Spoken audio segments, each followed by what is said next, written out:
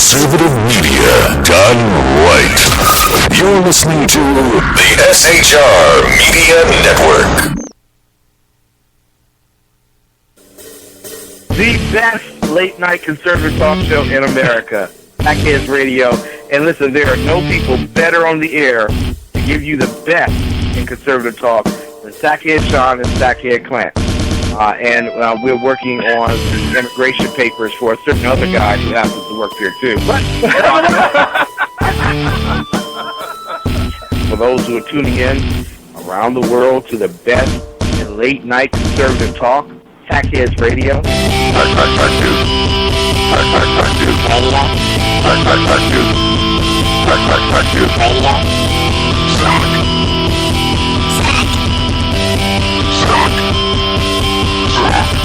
The best late-night conservative talk show in America. In America.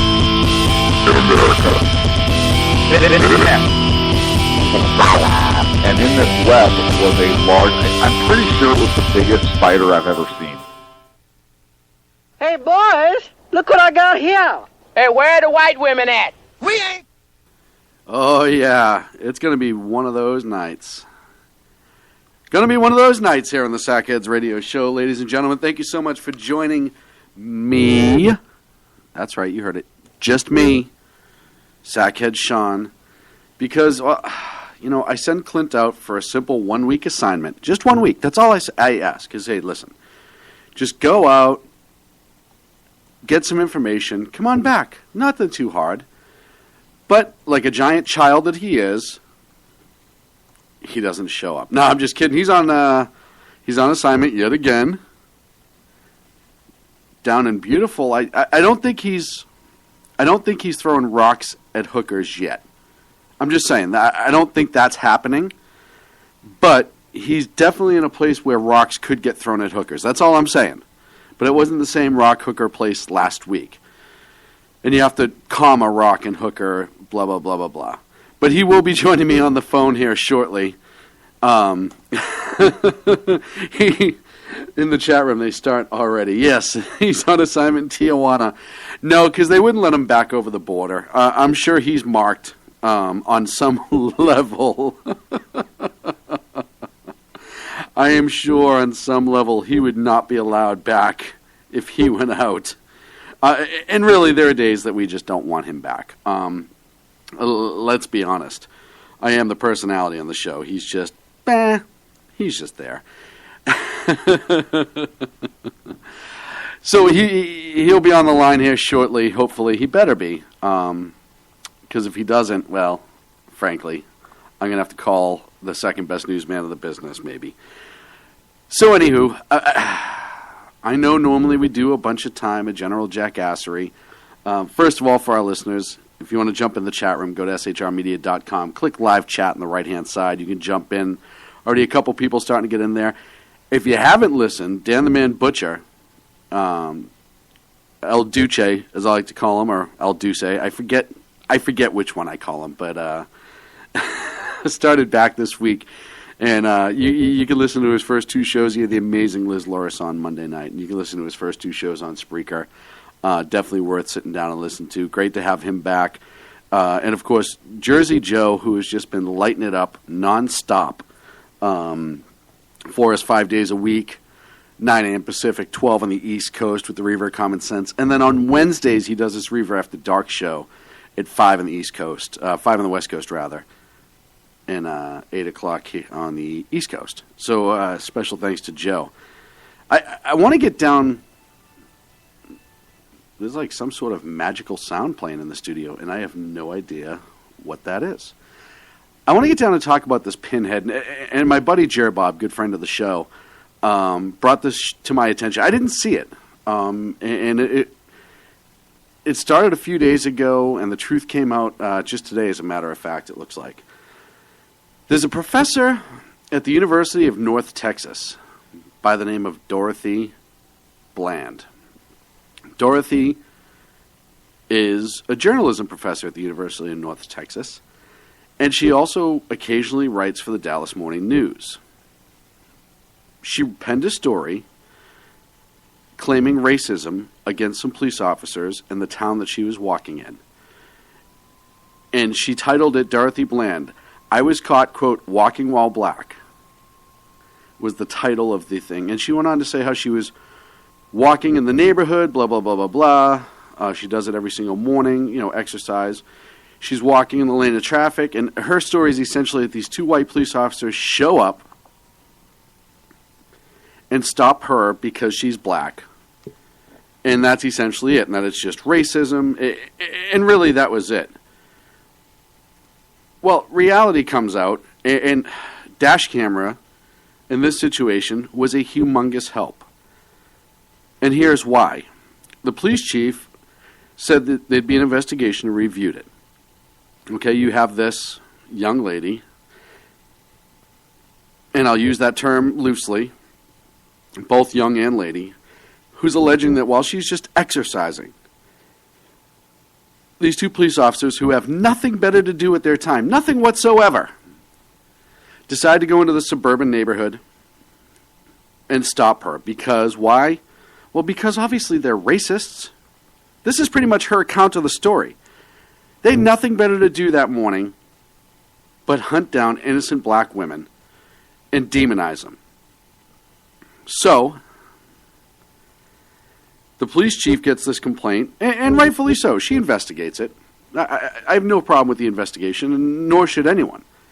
Right? I don't want there to be any incident like this because, let's face it, the possibility that there was wrongdoing could happen. It didn't in this case, as we'll find out soon, but it could happen, right? So anyhow, she goes on, she says she's walking on a Saturday morning walk through a golf course in the community of Corinth, Texas.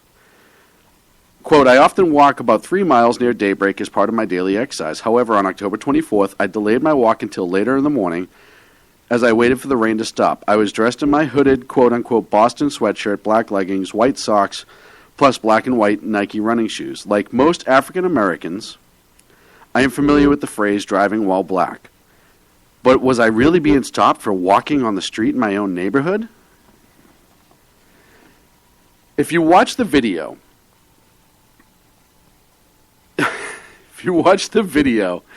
thanks, Dan, I'll get right on that story. You just IM'd me. You find out that this wasn't the case. And the police chief in Corinth, she came right out and said, hey, my officers did exactly what they were supposed to do. This woman was walking in a lane of traffic, a Class C misdemeanor in the state of Texas, walking in the lane of traffic. They stopped her. The basis of their conversation was, hey, we don't want you to get hurt. I'm not giving you exacts, I'm just paraphrasing. You're walking with your back to traffic, you have your headphones in. Yeah, it's lighter than it normally is, and visibility is a little bit better. However, that doesn't mean that every operator pays attention. You should be more careful. They checked out her name, all this other stuff, because they had legal right to do so. She was committing a Class C misdemeanor. They have a right to stop and investigate that. They determined that she was free to leave. They issued her a warning. They didn't even cite her for it. They made sure her license or personal information came back clear and sent her on her way. And they were polite the entire time. It was good police work in the sense of they saw a crime, they stopped, they investigated it, they felt it could be resolved by simple communication, that they didn't have to go the right of a citation, and they felt that the message got through to her and sent her on her way. They were polite, they were never rude. So this pinhead sends out this, she has a mouthpiece, right? She has this loudspeaker that she can use, and she knows she can. So she chooses to take to the media, and this is what's problem. I know that there are many false claims of racism. I also know that there are actual claims of racism. It happens. As much as it's disgusting and horrific, it does happen. But you have this woman who, in my opinion, used this situation to try to get her 5 minutes of fame. A Rachel Dolezal, if you will.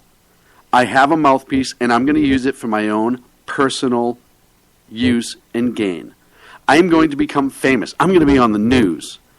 I'm going to be all over the place. I'm going to finally get that break where I'm no longer teaching about journalism. I can go out and be that journalism, and then MSLSD or CNN or one of those horrible news networks are going to pick me up because now they'll know who I am. I'm important.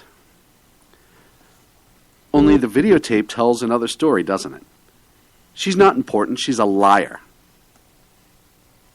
She's an absolute liar. And what does she do? She takes away from people who have real and legitimate complaints. Agador in the chat room just said, 2015, it's rare. I absolutely agree with you. It's so much more rare now than it ever has been. Much of the racism, quote-unquote racism, that gets thrown out there is false. You have the pimps like Al Sharpton and the likes of Jesse Jackson, etc., who make money off of it. I know it's rare. But it does still happen. And when it happens by somebody wearing a badge, they need to be held accountable. If they're using their position of authority to push their racist, negative feelings, then yeah, absolutely, it needs to be investigated and dealt with. But what does this woman actually accomplish? She just took a lot of power away from people who may truly be victimized. But we get this from the left a lot, right? Any chance they get to put their face, it doesn't matter if they're this Dorothy Bland or whoever it is, Rachel Dolezal, whatever. They want to get their face in front of a camera so bad. They want to push an agenda so bad. Rules for Radicals 101. Exploit everything you can possibly exploit to make yourself a victim. And that's what she does. And she does it, and not only at the risk of the victims, but also at the risk of these two police officers. Had there not been a dash cam, had there not be overwhelming evidence that they did nothing wrong, overwhelming, they would have been convicted in the eyes of the public like that. It would have happened so fast. Their names would have been dragged through the mud. CNN would have put their houses on TV. Even though that they didn't hurt her or put their hands on her, whatever. She has no marks. It doesn't matter. The left would have jumped on this like they jump on so many other things that are false and just not true. But she got caught. And now, the few networks that were starting to push this story and try to get it out there, they want it to go away because it doesn't meet the narrative. And even though it was as simple as walking down the street and she got stopped, in the great scheme of reality, it is not a big deal. It wasn't a big deal that night to those cops. She was probably just insulted because how dare these peons stop a professor? Where have we seen that with law enforcement professors before? Oh, right, Cambridge, Massachusetts, the first year Obama was president. And then all of a sudden the president, oh, wait, maybe she was hoping for a beer summit with the president and get her 5 minutes of fame there as well. And then that professor, that Harvard professor, Gates, he ended up hosting a whole bunch of like shows on PBS and a bunch of other things about history. Oh, maybe she wanted her television show.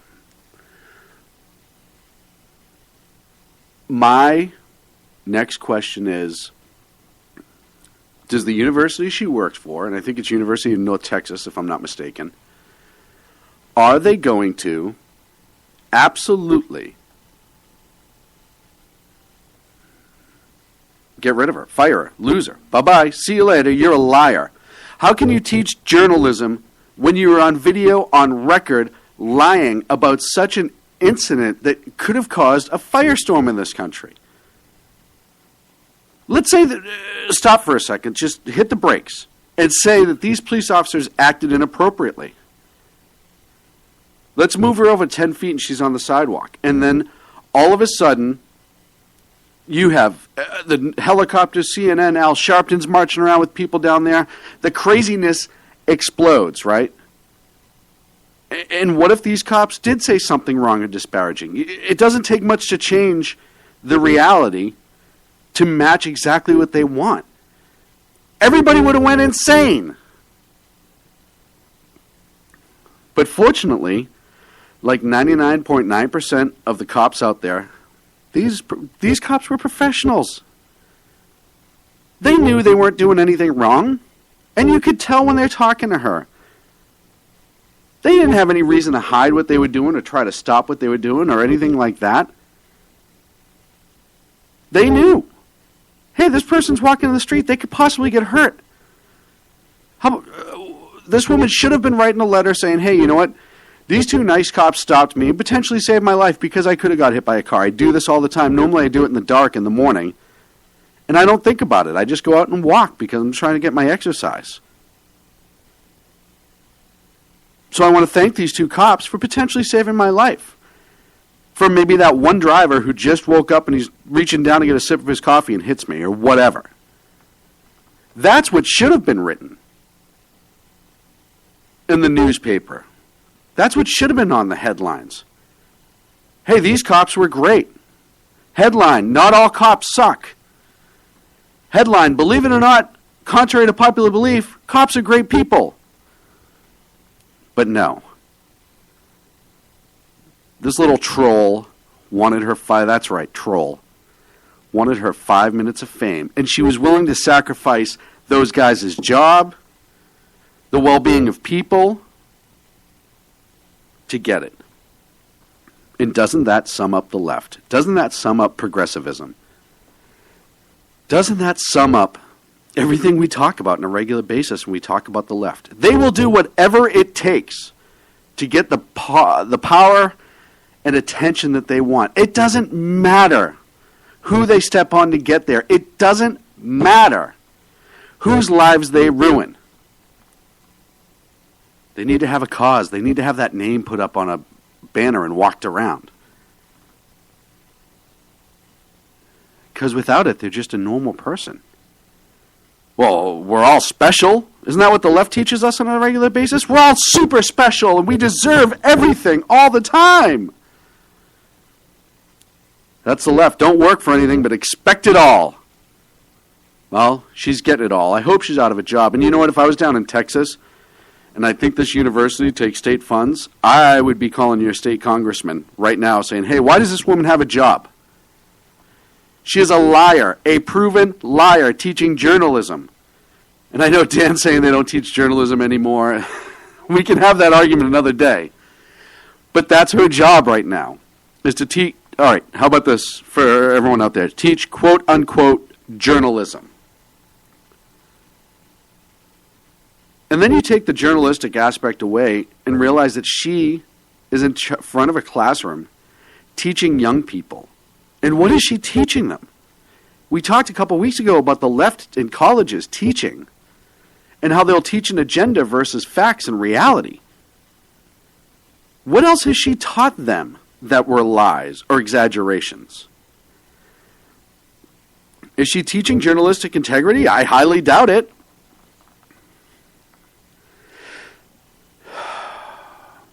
It's just frustrating.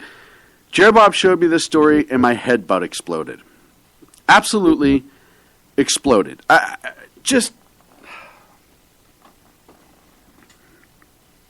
It never fails to amaze me.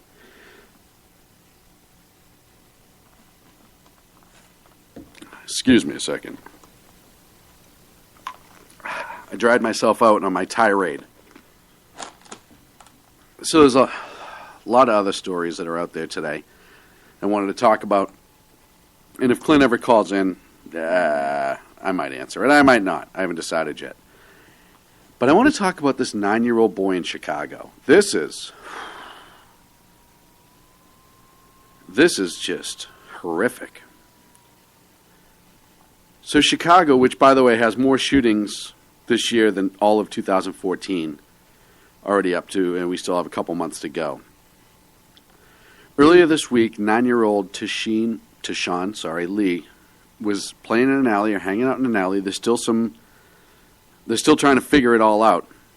But he was shot several times, I think a total of 3, at close range and killed. A 9-year-old child. When we talk about inner city gang violence, when we talk about who's really to blame for the loss of life amongst our black Americans, it's inner city violence. And we could talk about the races responsible, whatever. That's a whole other thing because they haven't really stipulated that, and I don't want to go to too much conjecture. About 42 minutes ago, they're reporting that a person of interest has turned themselves into police for questioning. And I'm just getting that from ABC 7 in Chicago. But you have a 9-year-old boy, and I don't care. I don't care what this kid was doing. I've already read, well, maybe he was one of those kids that runs drugs for people, blah, blah, blah, blah. I don't care. He's a 9-year-old boy. If he was doing something he shouldn't, forget it. We can talk about that another day. He is a child amongst children. I mean, he's not even, he could barely ride a bike.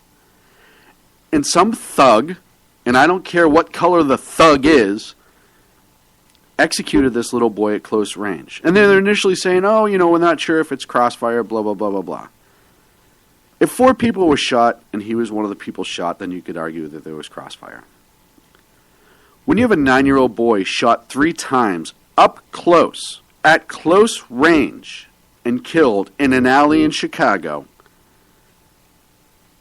it needs to raise the hair on the back of your neck.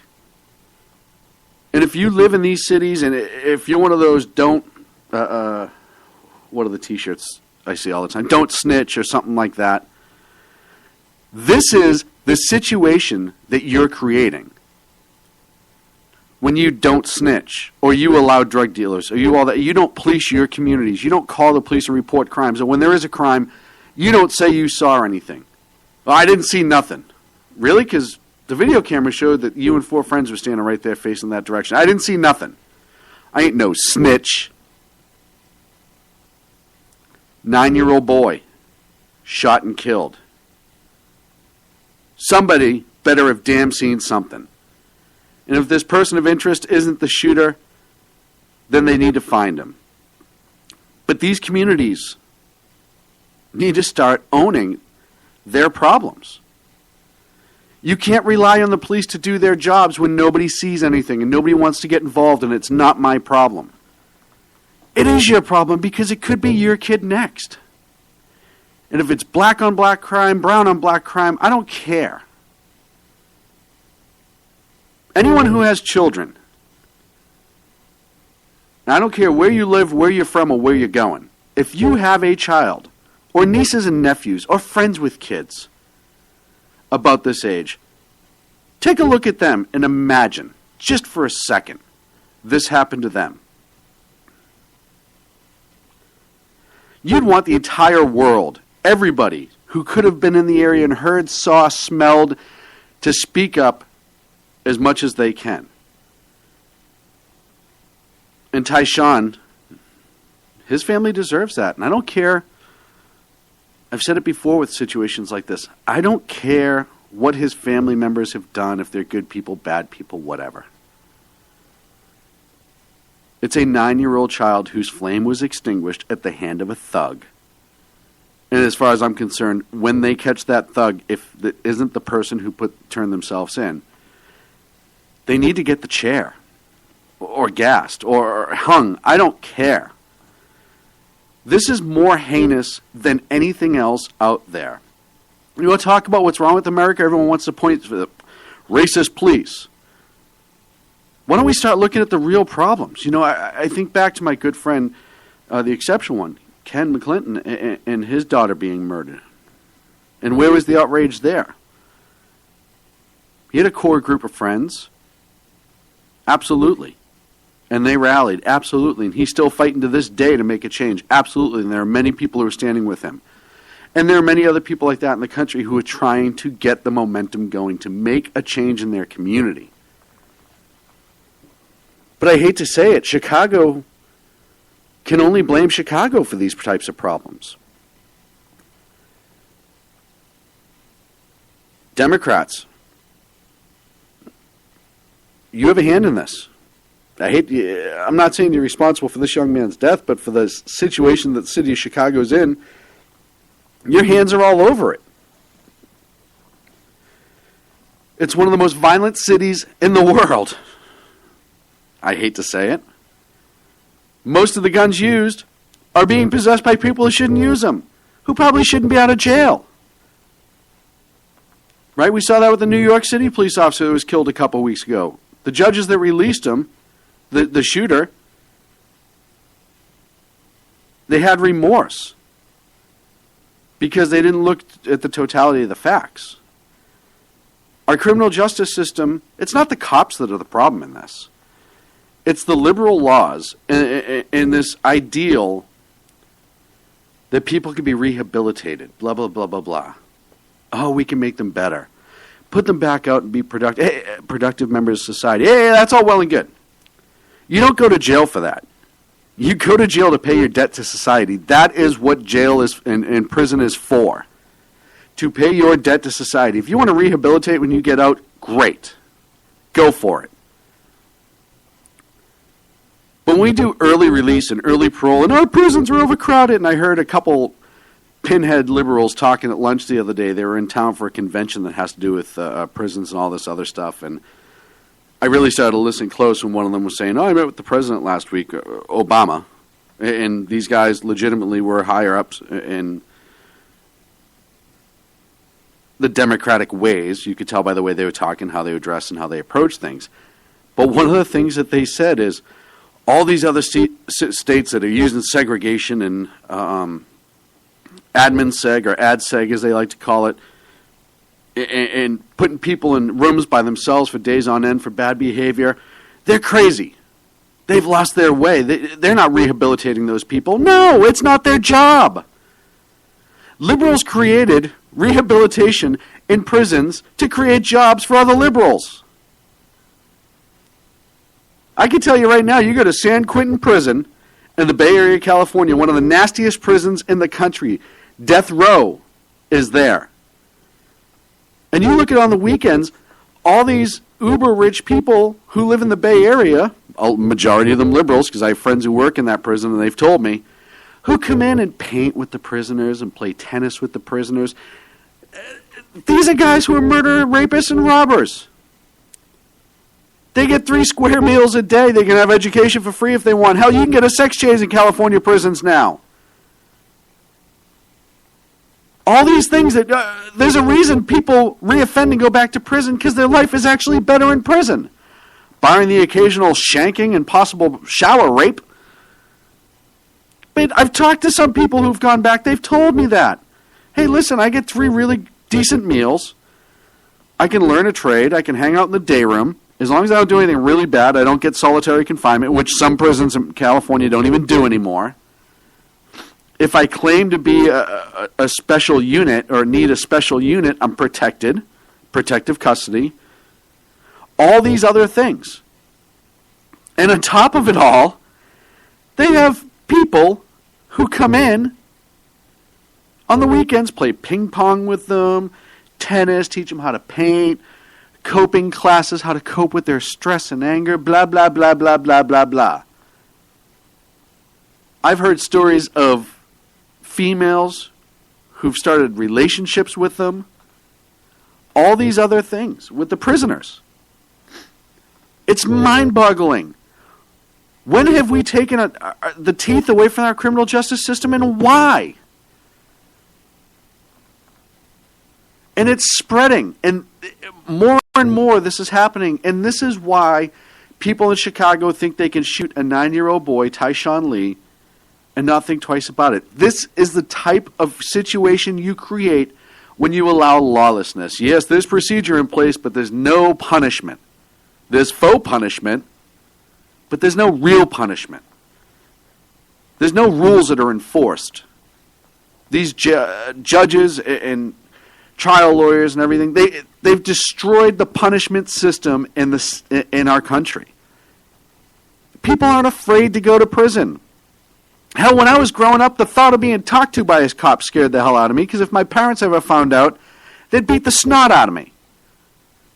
If I got yelled at, not for saying hi, but you know what I mean. Now, you hear kids, 16-year-old kids say, I ain't afraid to go to prison. Why the hell not? Oh, right. Because we're starting to fail our children. Under the guise of rehabilitation and alternative sentencing and blah, blah, blah, blah, blah, blah, blah. It's all bull, and it's only going to get worse.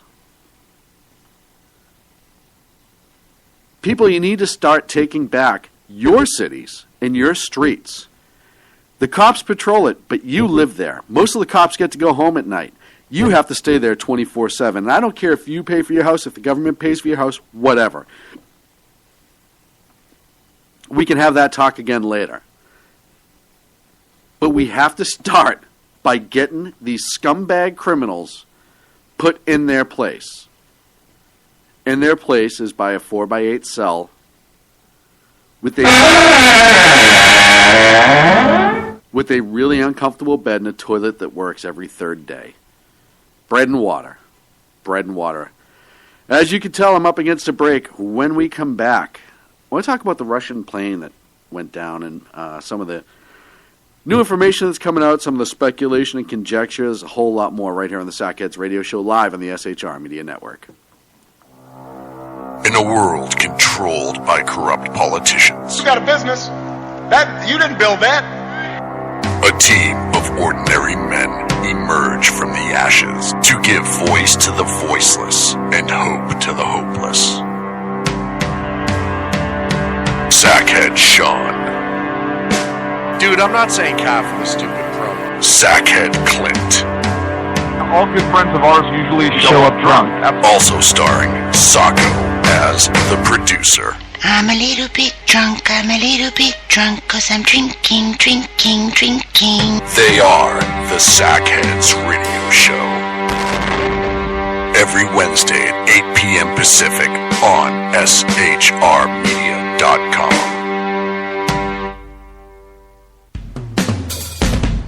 This is Tammy Jackson, inviting you to join me on the Tammy Jackson Show every Tuesday night at 7 p.m. Pacific on the 405radio.com. Put down that remote and tune into the show that covers politics, guns and the Second Amendment, religious liberties, sanctity of life, the military, and more. I host newsworthy guests and work hard to be a conservative radio show that's not like all the others. So save Tuesday nights at 7 p.m. Pacific from me, Tammy Jackson, on the 405media.com.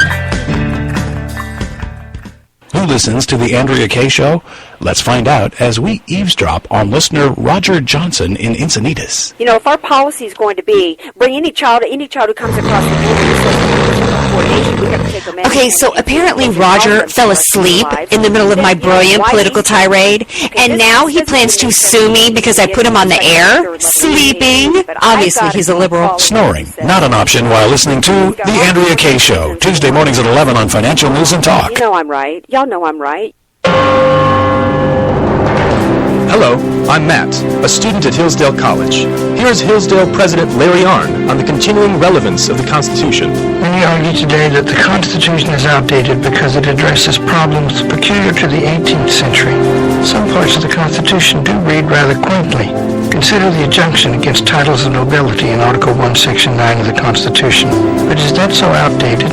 The purpose of the injunction is to prevent the government granting special privileges to some for partisan reasons. This strikes at the heart of the rule of law. The crony capitalism so common today is a place where the government bestows favors and tax dollars on some businesses to give them a leg up over others. This is exactly the kind of thing the Constitution was meant to prohibit. The Constitution is not so outdated after all. This Constitution Minute was brought to you by Hillsdale College. To join the national conversation on the Constitution, go to constitutionminute.com. And welcome back to the Sackheads Radio Show, live on the SHR Media Network.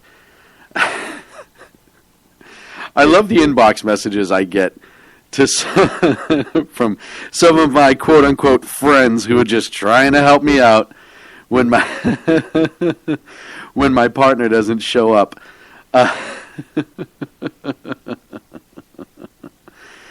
Oh, man. So, a couple days ago, Sunday now, a Russian airliner fell out of the sky.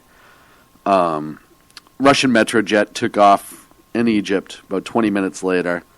The plane fell from the sky. Scores of people, including a lot of children, died in the crash. This is one of those things, and I hate to say I was right, but I immediately kind of suspected terrorism. And here's why. I saw the initial crash report, and then somebody said, hey, you know what, it was at 31,000 feet. And planes don't historically just fall out of the sky, right? Dr. Randy Arrington, who is also on CNN now talking about airline issues or flight issues, who's a good friend of mine and has been on Edge of Liberty with me during my daytime show when I had it, we talked about that with the German Wings plane. And he said, once you get up to cruising altitude, planes are pretty reliable. They don't just fall from the sky. It doesn't just happen. So I was immediately suspect, given the location and origin of the flight, all the activity that's going on. Plane crashes down in the Sinai Peninsula in a completely desolate area. The front part of the fuselage crashes and burns, but it almost crashes and burns in one piece. I know there are pieces strewn all over the place, but that specific main part of the fuselage, you can tell by the pictures, just crashed and burned together. And then the tail separated before the crash and burn, as you can tell, because it's only dented, it's not burned. And I said, I know nothing. I know nothing about airplanes and disasters and how they react, etc. But I do know that usually when something like this happens, that tail doesn't just fall off. And I know information came out that it was involved in a tail strike years earlier, but even that, it normally doesn't just happen unless something causes decompression. If it happened next to the engine and the plane got cut up there because part of the engine shot apart and went through the fuselage and caused a depressurization suddenly, okay, but based on just what I saw and what little I know, even I had to say, let's hit the brakes. Something ain't right. Well, now, the Brits were the first to come out with it today, saying that, let me back that up. American intelligence said that there was a large heat signature seen on satellite where the plane was at its last known location. And that was strange. The black boxes that were recovered and listened to by Egyptian authorities said there was some strange noises. Now, they're saying that it looks like a bomb was inside the plane, possibly in the storage area under the plane, that blew the plane in half. The front part of the plane crashed to the ground. I'm sure the pilots did what they could. And the tail section of the plane fell, obviously, and did not burn. Everyone died on board, as I said. The Brits came out pretty quickly and said, hey, we think this is a bomb. You have to remember, one ISIS affiliate immediately claimed responsibility 2 separate times. The first day it happened, said, hey, yeah, we did that, and everyone kind of laughed them off. And then today they re-released another statement. Essentially said, yeah, we did it, and it's up to the West to figure out how we did it to try to stop it.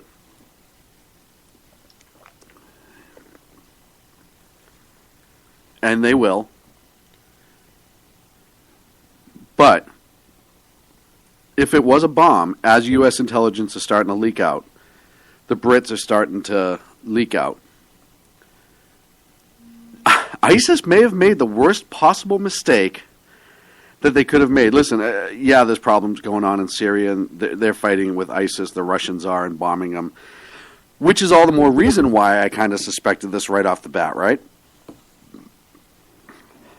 ISIS was already angry that Russia's bombing their people.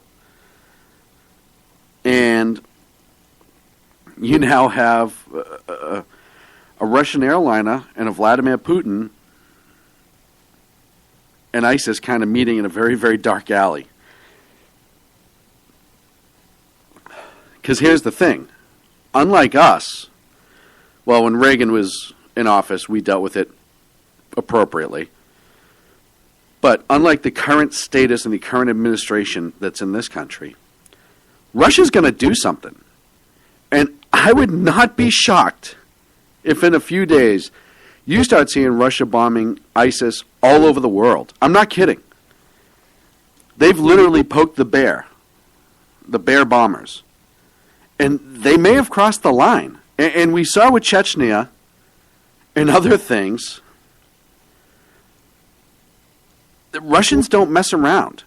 And more so now, with Putin on this march that he's on to try to prove his strength and to try to prove and get the Soviet states back together, even if it's not the original, we know that Putin's on this warpath, literally. And finally, we may get what many of us in this country want. We may get ISIS beaten to a pulp, but it's not going to be us who does it. Not going to be us who does it at all. It's going to be the Russians. And they're going to go crazy. I'm not kidding. I think you're going to see Russia in Egypt. I think you're going to see Russia bombing more in Syria. Russians are going to start bombing in Iraq. They're going to bomb wherever they think Turkey is, and they're going to bomb them back to where they want to live, 500,000, 600,000 years ago, whatever time frame you want to use. Because here's the difference. And as much as I hate Vladimir Putin, I've said this before, he will not take a shot across his bow, or the Russian people's bow, and not come back and strike twofold. He doesn't care what the world thinks about them. He doesn't care what the UN thinks about them. He doesn't care about being a good neighbor. He doesn't care whatever. He cares about power. That's all he cares about is power and respect. He's a gangster. I'll be the first to admit it. Putin's a gangster. He's an old KGB guy. KGB, rather. You know what I mean? He is an absolute gangster. And he is going to do what gangsters do. He is going to hit back twice as hard. Think St. Valentine's Day massacre. Only Putin's in charge. And they're going to use warplanes and ships and probably troops. He's going to go absolutely insane. And the whole world's going to go, no, you can't do that. You can't just do that to Egypt, blah, blah, blah, blah, blah. And he's not going to stop, and they're not going to do anything to stop him. Why? Because finally somebody's going to take care of this problem.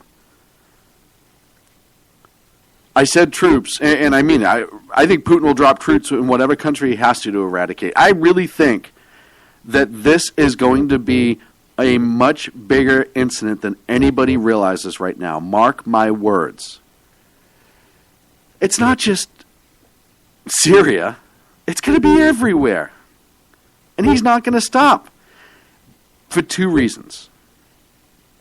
He needs to show any enemy of his country, and this is his opinion, that they will not be messed with. He has to show the people in his country who may at some point rise up against him or vote him out of office or try to vote him out of office or coup or whatever, that he doesn't mess around. And I'll actually throw in a third reason. The supporters of his in that country will love him even more for it. And I'll tell you right now, his approval ratings starting to go through the roof with his approach to ISIS. I mean, without a doubt, the Russians, they don't like ISIS. And as much as we do the PC thing in this country and talk about, it's just an element of Islam, blah, blah, blah, blah, blah. No. The Russians they They don't want ISIS to even kind of exist. And they're willing to take action. And I think Putin's going to be, he's going to be a man on a mission.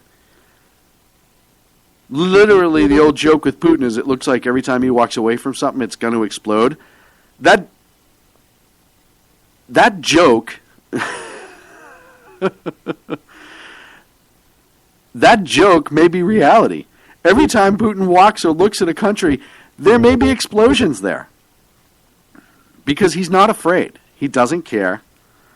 He doesn't have that. He's not a coward. I may not like the man, and I may not agree with everything he says and how he does things, and I know he's Putin. I'm not giving him any more respect. But he's going to protect his people because it protects his power and his authority. He's going to protect his allies because it protects his power and his authority. And if you're Putin and you're trying to spread through the Middle East, you're already in Syria. You're already welcome, quote unquote, in Syria. Said this before. What took the Russians so long to get into Syria is they were working out the deal to know how much control over the country Putin was have. I'm sure Assad wanted Putin to have 98% and Putin wanted 99%. Assad says, as long as I can live in my palace and be protected, you can come and do whatever you want. And as long as I'm here, you can do whatever you want. How soon do you think Egypt gets that phone call? Hey, I know you guys have this really bad ISIS problem. We're not afraid to help out. But going to need a couple bases and a little bit of political control in your country. I can keep these terrorists away. Just be my friend. Putin is turning himself into the good guy to a lot of these countries that are unstable. When we talk about America being the world police and how some people don't like it, some people like it, blah, blah, blah, blah, blah. But when we created a vacuum by kind of starting to pull things home, by the way, we saw that Obama last week extended our stay in Afghanistan. The Army admitted that the U.S. is actually in a combat role in Iraq, and we're starting to put troops on the ground in Syria. That's neither here nor there.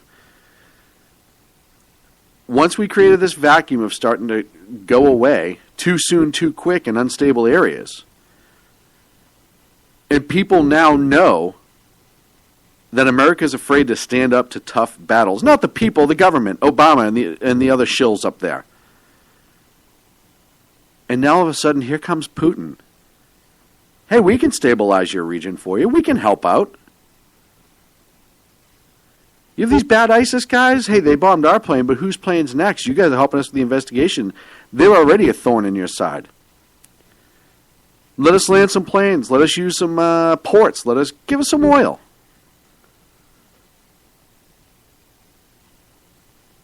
And then all of a sudden, you now have the Russians in Egypt. I don't think, somebody said he's talking to an Israeli back channel. I don't think Netanyahu would talk to Putin. I just don't think so. I think he's too smart. He knows what Putin's play is. They don't need Russia per se. I know we're not helping them out, but Israel is becoming more self-reliant as the days go on. They have the ability and technology. They don't need Russia. So I don't know if it's being answered if he is talking through the back channels. But all of a sudden, Putin's going to be all over the Middle East. I mean, all over that Middle East. You're going to have countries that are speaking Russian as a second language. When I said 4 years ago on this show that Putin's trying to put the band back together, they just maybe have different players. I wasn't kidding. And now we're starting to see more and more that that's a possibility and that's a reality. And it's not going to end with Egypt. And it's not going to end with the Middle East. Everywhere that there's Islamic extremists, Putin's going to use as an opportunity to get boots, planes, and equipment on the ground and then stay there.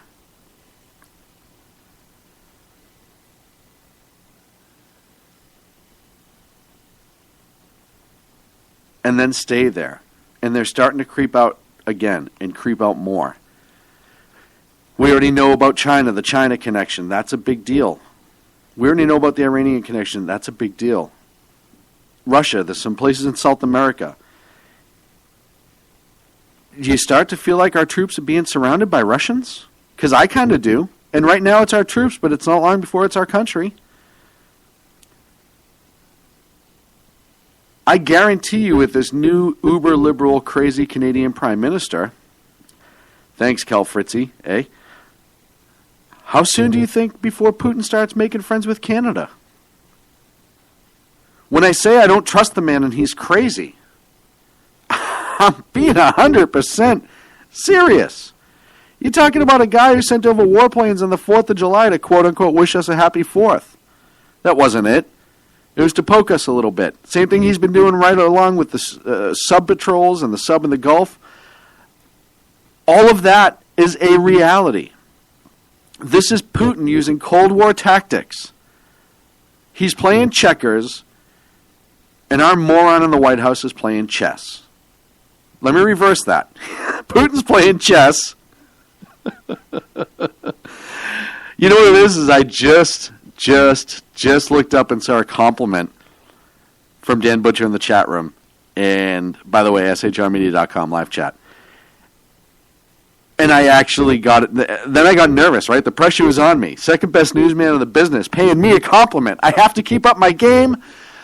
And I say Putin's playing checkers and Obama's playing chess. No, reverse that. Putin's playing chess and Obama's playing checkers.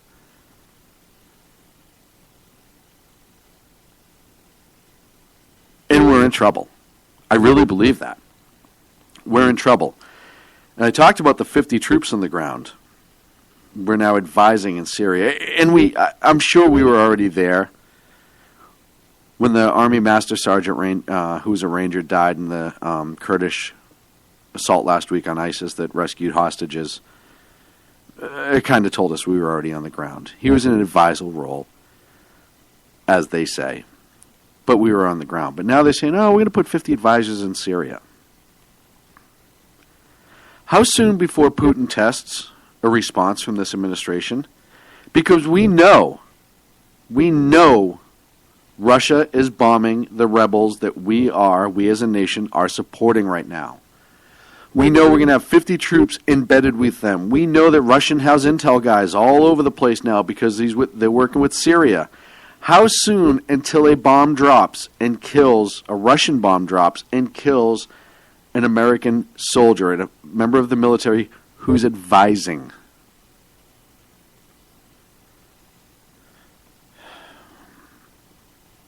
And then what happens? What will we do as a nation? We already know Russians, I saw a report today that Russians are bombing just ad nauseum in Syria. They're just throwing bombs around. They're killing civilians. They don't care. That's who Putin is. He doesn't care.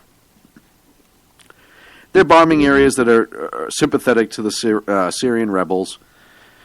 So the Syrians that want Assad to stay in power, they don't care. But what happens when the American gets killed in that bombing? What's our response? Because Russians going to say, hey, we told you we were there. We were invited. You weren't. You're working with these rebels. You're on the opposite team. And Dave Agador in the chat room absolutely nailed it. Obama will send a whiny letter via the UN, and he'll probably apologize for some way for putting our troop in the way of his bomb or something like that if I know how Obama works. And I absolutely agree. It won't be the response it should be.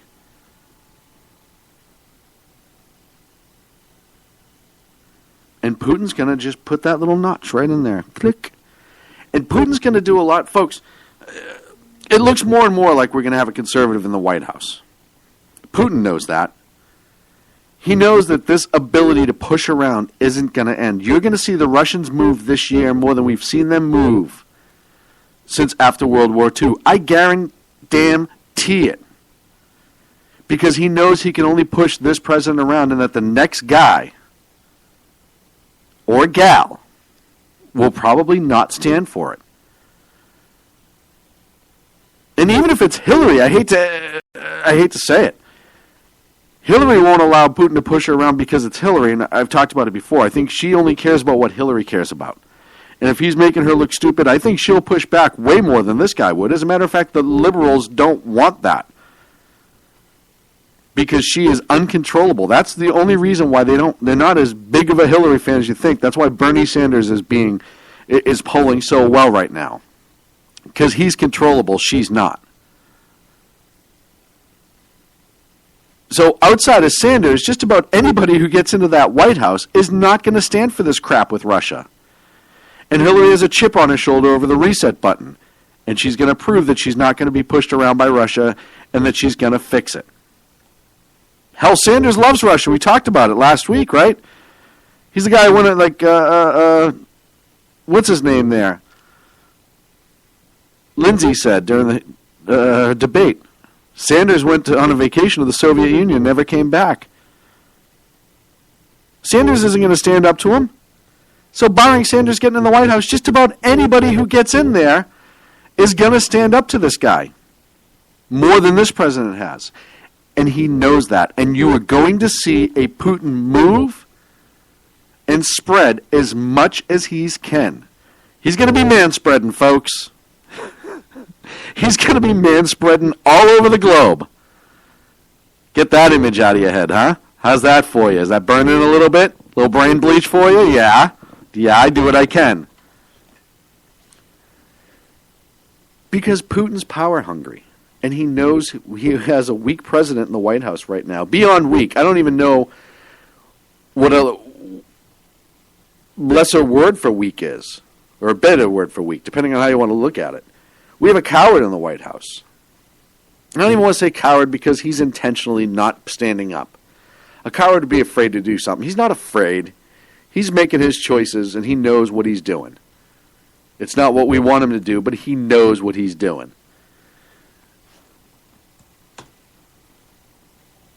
Respond to a wonderful offer from Agador in the chat room. No thanks. I appreciate you offering that up, but not this time.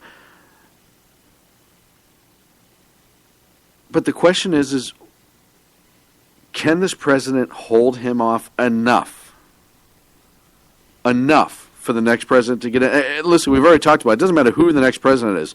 They are going to be dealt a humongous mess from the moment they swear in. And there's going to be a lot of things to get done. Doesn't matter who it is.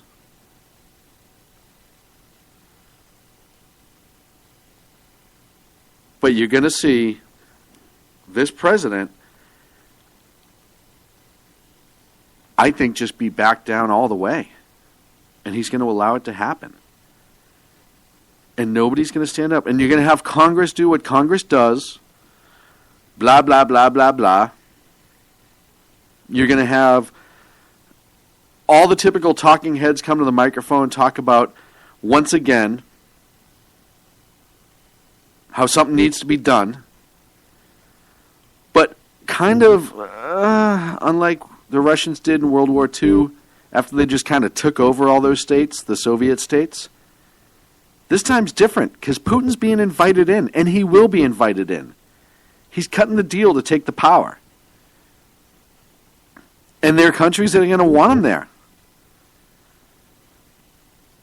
Dan Butcher in the chat room, in the bizarre world of Obama, everything is the opposite of reality. Up is down, left is right, and failure is success. If the liberal leftists were capable of independent thought, they would realize that throwing several billion more out of the system that is economically flawed only postpones the inevitable and makes a greater IOU in the end. It's obvious that Obama and his ilk are incapable of making an honest assessment of their failures. I couldn't agree more. And there's more brilliant things being said by Kel Fritzy and Dave in the chat room, too. If you're not in the chat room, folks, you're missing out. There's also a lot of really funny things that are being said, too. But I'll leave it at that.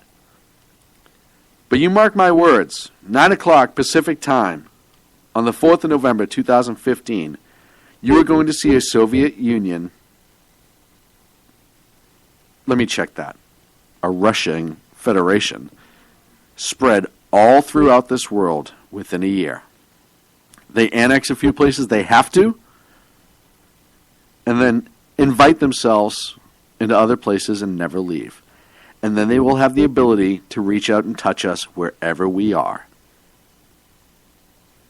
Everyone's talking about global warming, but it seems to me that we're really, really close to another Cold War. That could possibly change everything. We're up against a break. Hold on, wait. If I don't do it, Sokka will text me and yell at me. Wait, here it comes. We're up against a break. When we come back, I don't know, I have a couple things I want to talk about. Hopefully Clint will find a phone number, and if not, maybe I'll sing for the last hour of the show. All that and more here on the Sackheads Radio Show, live on the SHR Media Network. Conservative media done right. You're listening to the SHR Media Network. The best late-night conservative talk show in America, Sackheads Radio. And listen, there are no people better on the air to give you the best in conservative talk than Sackhead Sean and Sackhead Clint. And we're working on the immigration papers for a certain other guy who happens to work here, too.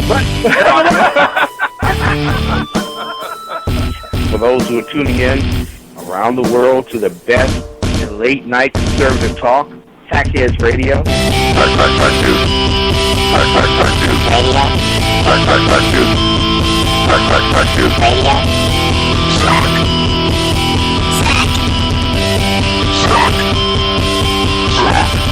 The best late-night conservative talk show in America. In America. In America. And in this web was a large, I'm pretty sure it was the biggest spider I've ever seen. Times are dark. The people are misled by corrupt politicians, lied to by establishment media, and deceived by the false messages of Islam. A nation looking for direction needs a guide. It needs a man with a cane. I'm Dave Milner. Join me on Spreaker, SHR Media, Pundit Press Radio, and YouTube through the SHR Media page for a different kind of commentary on the unpleasant blind guy. Because the truth is not always pleasant. In a world controlled by corrupt politicians, You got a business. That you didn't build that. a team of ordinary men emerge from the ashes to give voice to the voiceless and hope to the hopeless. Sackhead Sean. Dude, I'm not saying cough for the stupid promo. Sackhead Clint. All good friends of ours usually show up drunk. Also starring Sokka as the producer. I'm a little bit drunk, cause I'm drinking. They are the Sackheads Radio Show. Every Wednesday at 8 p.m. Pacific on shrmedia.com.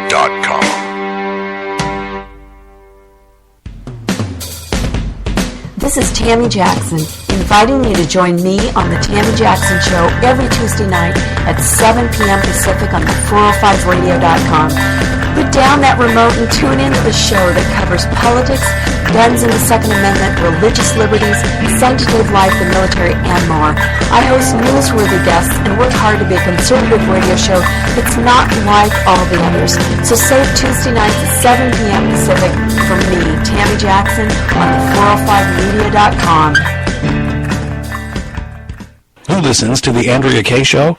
Let's find out as we eavesdrop on listener Roger Johnson in Encinitas. You know, if our policy is going to be bring any child who comes across the border, we have to take them in. Okay, so apparently Roger fell asleep in the middle of my brilliant political tirade, and now he plans to sue me because I put him on the air, sleeping. Obviously, he's a liberal. Snoring, not an option while listening to the Andrea Kaye Show, Tuesday mornings at 11 on Financial News and Talk. You know I'm right. Y'all know I'm right. Hello, I'm Matt, a student at Hillsdale College. Here's Hillsdale President Larry Arnn on the continuing relevance of the Constitution. Many argue today that the Constitution is outdated because it addresses problems peculiar to the 18th century. Some parts of the Constitution do read rather quaintly. Consider the injunction against titles of nobility in Article 1, Section 9 of the Constitution. But is that so outdated? The purpose of the injunction is to prevent the government granting special privileges to some for partisan reasons. This strikes at the heart of the rule of law.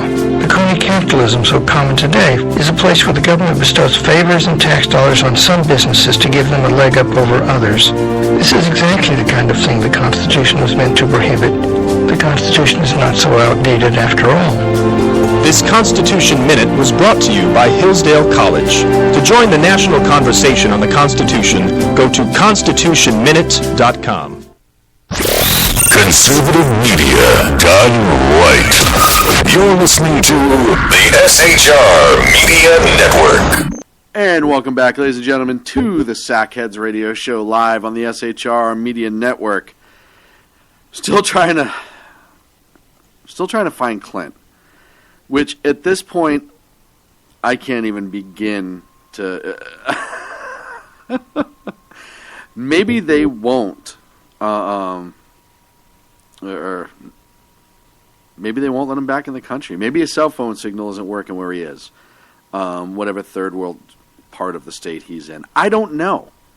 Trying to get a hold of him. It's not like him just to bow out. I'm not going to send out a search party just yet, but yeah, no Clint. So you're stuck with me, ladies and gentlemen. Yeah. I want to talk about another mass shooting incident that occurred this morning. Wait. Nope. Sorry, I read that wrong. Stabbing. It was a mass stabbing incident? That's right. UC Merced early this morning about 8 a.m. Individual walked into the University of California, Merced, and began stabbing people. Gun-free zone, so he followed that rule, fortunately. Nobody died, luckily. 2 victims were transported by helicopter to a local hospital. There's a great update on it on punditpress.com. The suspect was eventually shot and killed by police, but not until 5 people were stabbed. I think they updated and said it was 4 stabbed. But I'm getting conflicting back and forth. Classes were canceled for the day, etc., etc. And it's funny how, if this was a shooting incident, and even if this was a shooting incident and nobody perished, mainstream media, he's going to bitch and complain about mainstream. It's after 9, I can say bitch. Bitch and complain about mainstream media again. You're right, I am. Mainstream media, again, kind of started to jump on it early in the afternoon. I got all the alerts, and then they were like, oh, no, he was just using a knife, and nobody really died, so we can't peddle the death and destruction. There's no platform to discuss why guns should be eliminated, etc., etc.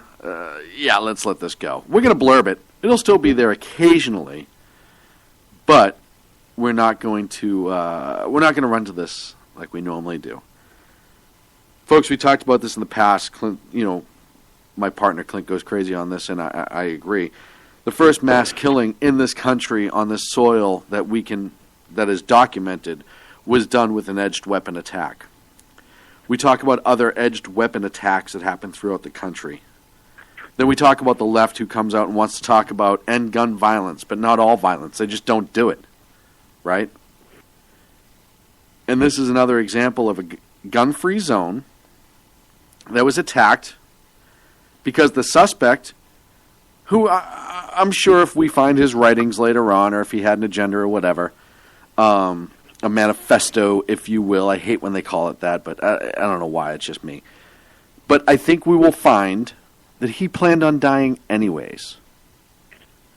He just wanted to be able to inflict as much damage as he could prior to that happening. Well, he's not going to walk into a gun shop and do it. He's not going to walk into a shooting range. He's not going to go to a public place where Merced's in kind of a rural part of the state. They issue CCWs down there, pretty common. He's not going to walk anywhere where he knows he's going to be met with a threat. He's going to walk into a gun-free zone, in this case a university, and commit his heinous act. And he did, and got the end that he wanted to. We talk all the time. After Oregon, the shooting at the school in Oregon, the president was on TV an hour later. Oh, we got to do something about this gun violence. We got to do something about these guns. Hill Dog, she got in front of the first microphone she could see. I don't even think it was attached to anything. Oh, guns, anti-guns, we got to stop the guns. And so on and so forth. Where's the president? We gotta do something about these edged weapon attack. Only sporks! We can only sell sporks from now on. No more knives. Because knives are dangerous. And Dan Butcher is on the phone with me, the second best newsman in the business. Dan, how are we going to stop this insane knife violence? Hey, you know what? It's time to ban knives. It's time to have knife-free zones. We need more knife regulations, Sean. We got to ban all of this. We need more gun control legislation. You know what? We just need to ban everything, Well, and that's the solution. Literally, if you listen to the liberals, that's the solution. Knife-free zones. and Dan, it's funny because in the state of California, under 245 of the Penal Code, we already have rules against using a weapon against other people. Yeah, well, here's the thing. Correct me if I'm wrong, but we have laws all over the country against using a weapon against anybody in this country for assault.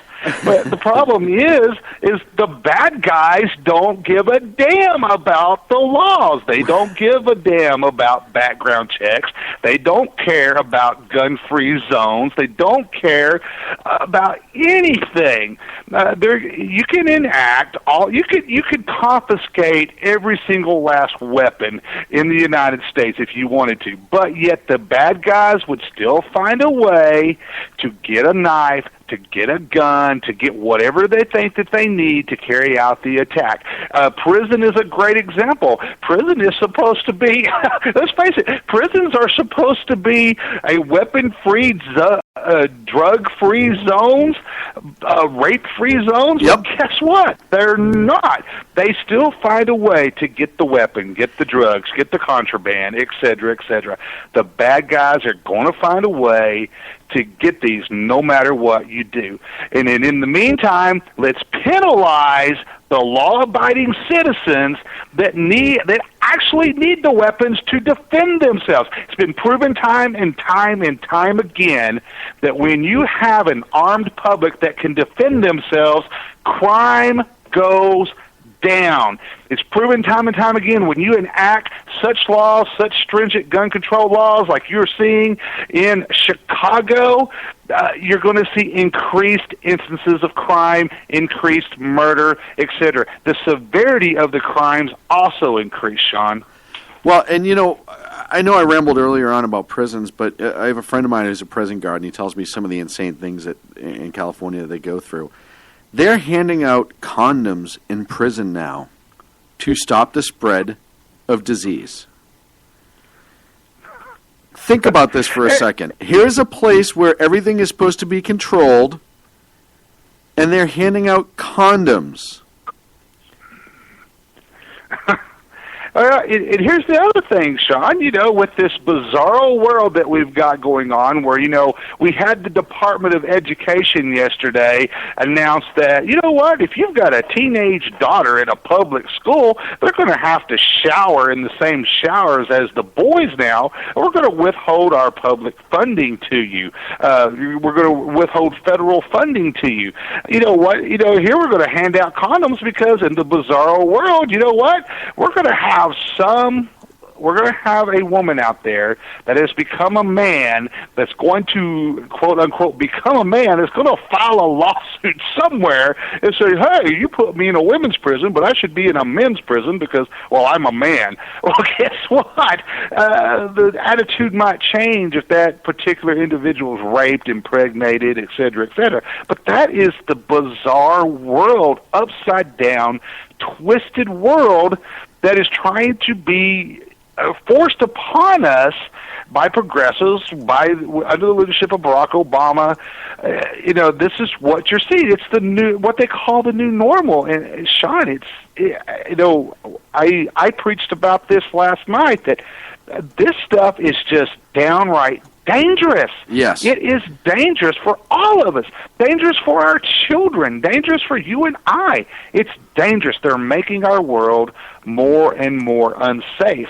And you've seen that. Let's go back and talk about, the Middle East for a minute. We have seen what has happened with the complete and utter collapse in the Middle East since President Obama withdrew the United States from that leadership in the world. We're supposed to be the leaders of freedom. We are the ones that are supposed to spread freedom around the world.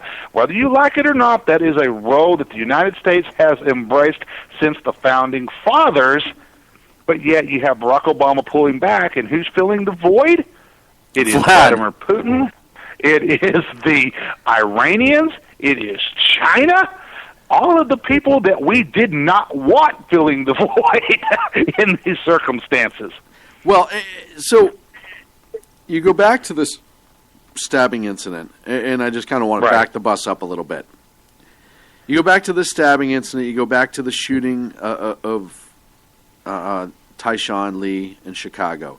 You go back to these incidents more and more, and it's funny how many people talk about fixing things, but nothing ever gets done. And I was talking to Liberal Jake, who's been on the show a bunch of times earlier today about this, and Liberal Jake said, he's like, if there was intelligent legislation out there for controlling violence, and I'd support it, but, and he quoted Ben Carson when Ben Carson said last week, and people on the left went nuts when he was asked, how do you stop, violence in the inner cities? And he's like, gun violence. He's like, teach people how to fight better. And he was quipping, but what he was essentially saying is, you're not going to be able to legislate your way out of violent behavior. You need to enforce the laws of the land. You need to let people know they will be held accountable for their actions. Heinous crimes need to be dealt with in a heinous way. You need to stop. We just released, 3,600, quote-unquote, nonviolent federal felons? Over 6,000. 6,000. Well, excuse me, 6,000. Everything we're doing is going away from the direction that we should be going into. And yet the liberals keep talking about how we need to change and change and change, and we got to fix this and fix that. But they can't even come up with anything that is semi-intelligent. We were talking about, and again, Jake's not as liberal as we make him out to be on the show sometimes. He's more middle of the road, but, we were talking today about the Oregon shooting, and Jake said, I'm not necessarily for every teacher in a classroom carrying a gun because I think it brings things to a level that could get away from the education if the gun becomes the focus or whatever. But why are there not people in that school trained to deal with that sort of violence and that sort of assault that's taking place in a public place? Same thing with UC Merced. Yes, they have the University of California has its own police department, and they're very, very active. I know a couple of guys that work for the UC system. Good guys, but reality is what it is. Just like in Chicago, just like all over this country right now, when you're in a gun-free zone, the only hope you have during an attack, truly, is that the police department shows up quickly and or the gunman is overpowered or decides to take their life. That's really the only protection you have, because we've demonized guns in this country. We've done everything we can to make them seem like they are the problem. I always joke that I must have bought the two laziest guns on the face of the planet because they've never shot anybody yet. Even though they've had a lot of bullets go through them, they haven't shot anything. But the reality is, it's not the method of chaos, violence, and murder that is the problem. It is the chaos, the violence, and the murder that is the problem.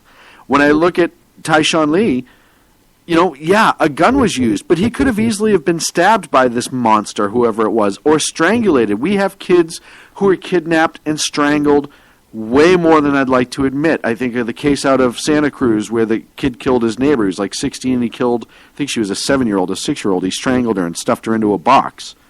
It is an unfortunate reality that we will never be able to completely stop, and you sure as hell can't legislate it into going away.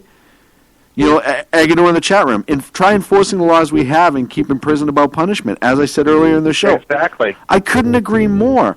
But the situation, and I sat next to people who make laws for our prisons in California and rules at lunch. They didn't know I was listening. I was totally spying on these people. I'll be the first one to admit it. If you're sitting there and me talking about something important, I'm probably listening. But as I listen to them approach prison, all these liberals patting each other on the back about how they stopped ad seg or segregation, how they stopped this and that in the prisons, and this, and they're all about rehabilitation. And I had to get up and walk away. What we've done to this society, the dumbing down of this society, and the not holding people responsible for their actions, and it's not just criminal, right? You see this on so many levels, criminal, non-criminal. People don't want to be responsible for their actions. They expect government to come in and fix everything now. And this is where we have become. Right. And let me come back, and I want to use something you were talking about earlier in the show. You mentioned that we have 16-year-olds that are openly saying, I am not afraid to go to prison. Okay?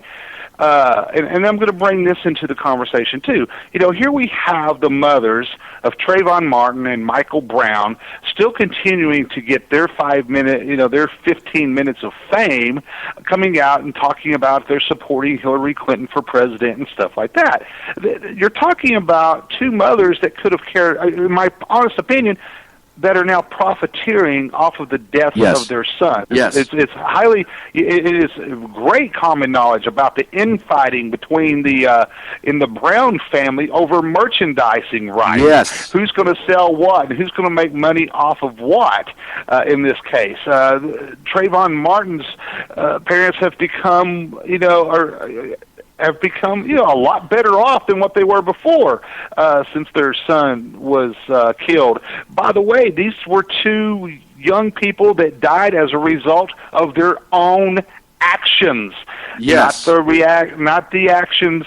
They forced the hand of Officer Darren Brown, and right. and et cetera. They forced the hands of these folks that took their lives. Right. But Johnny, it comes back to we've got a mentality in these neighborhoods now, and it's not just in the minority neighborhoods. This has spread into lower middle class and into the middle class neighborhoods in our country today, and the upper class too. Though I mean, you see these kids that they'll get drunk at 17 years old, drive dad's Ferrari into a group of people, and get out and walk away like nothing happened. And and in the same situation, they're not held responsible. We had the outrage. I think it was in the Los Angeles area a couple years ago. That exact same situation, and the kid got a slap on the wrist and sent on his way, and people were outraged, and everyone said, "Oh well, it was only because he was a rich white kid." No, this is spectrum-wide, top to bottom.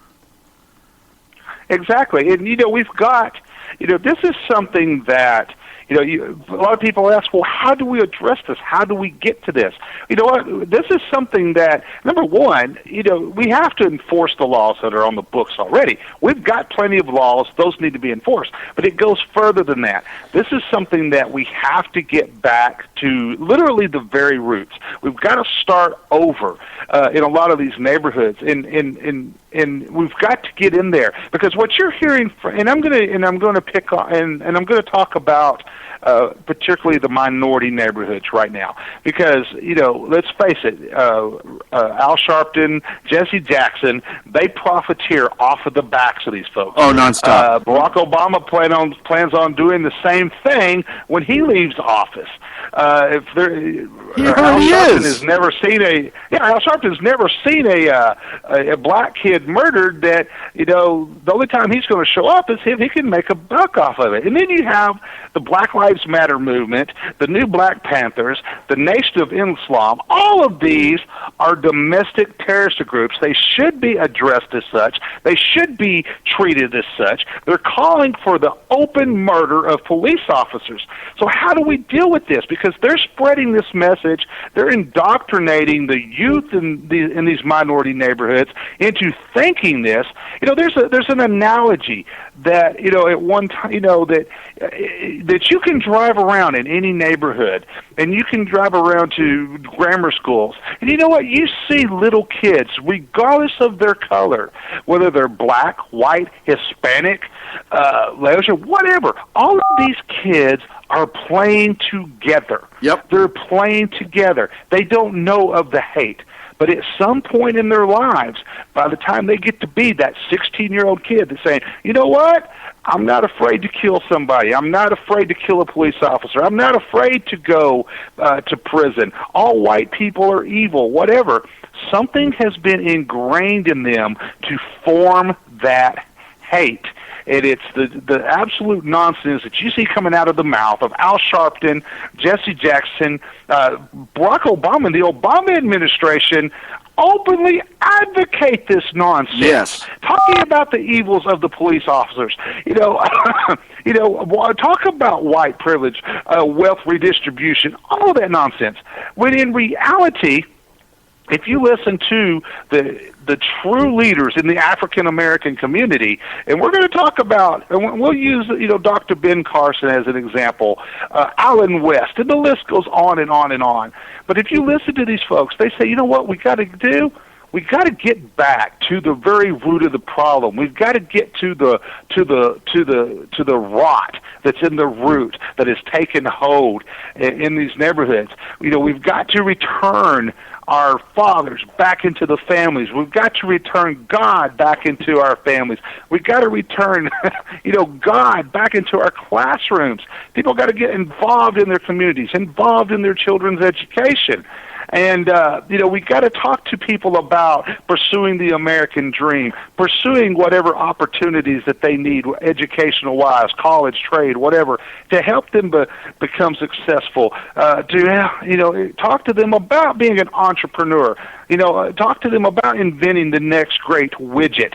Those were the type of messages that you heard from Dr. Martin Luther King Jr. Yes. in these cases. That is not what you hear today. Dr. Martin Luther King Jr. is rolling over in his grave at the nonsense that's taking place. But, Sean, to solve these problems, we've got to go back into these neighborhoods and instill the family values. Families need to sit down and eat dinner together with their kids. Saying hello to a neighbor, opening a door for somebody, saying thank you to a police officer. People have to understand most of the police officers that work in these neighborhoods, they live in these neighborhoods. They raise their kids in their neighborhoods. They have a vested interest in making sure that crime does not happen, that crime goes down. They want to be able to go home at night so that they can, be with their kids to teach them right from wrong. But yet, you have way too many people that are putting that negative vibe out there, so to speak. Giving these kids, these young people, a negative message. You know what? You've got to hate the police. Because if you don't hate the police, you got to kill the police before they kill you. That's the message that they're getting, Sean. Well, Dan, and you look at kind of the root, and you touched on it a little bit. Personal responsibility exactly is the biggest one. Because you know what? When these kids are taught, you don't want to get a job. Jobs are for fools. You can sling dope and make more money than you'll ever make working your 9-to-5 job. But part of doing that is those cops are coming down the street. They're going to try to catch you and stop you. So you got to get them before they get you. And also, that guy over there may be a snitch. So the next time you see him, throw a beating on him, blah, blah, blah, blah, this, so on and so forth. There are many kids that are introduced to life as that being the correct way to be productive, and that is the problem. And it goes down to parenting, like you said. It goes down to parenting and families. And right. And I don't even care, we can talk about religion all you want, one way or the other, but instilling morals and values into kids be it through a religious way or a just this is right from wrong. Exactly. It can still achieve the same. We can argue that, perhaps if it's part of a religious belief that you'll ingrain it deeper. Okay, that's an argument for another day. But like I said when I was talking about Chicago and the outrage, these communities have created these problems, and they're not addressing it. And the police can't fix it without the community helping. And it'll always be that way no matter what. We're up against a break. Are you going to stick around for the other side of the break? Sure. And, you happen to be the second best newsman in the business. I will give you the topic after the break. How do you like that? Now you're putting me on the spot. I'm prepared. But we'll come up with something when we come back. All that and more here on the Sackheads Radio Show live on the SHR Media Network. Dan Butcher from Pundit Press will join us on the other side of the break. Conservative media done right. You're listening to the SHR Media Network. Hey, it's Jersey Joe from Reefer of Common Sense, and we have moved to a new night and time. Every Wednesday night at 8 p.m. Eastern Standard Time on SHRmedia.com, you will catch the Reefer of Common Sense uncensored, unfiltered, and only on SHRmedia.com.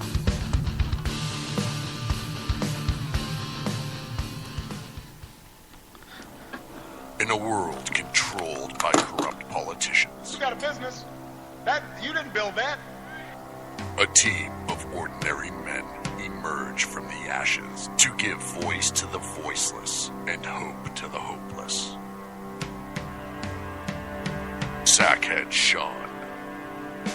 Dude, I'm not saying coffee is stupid, bro. Sackhead Clint. All good friends of ours usually show up drunk. Also starring Sacco as the producer.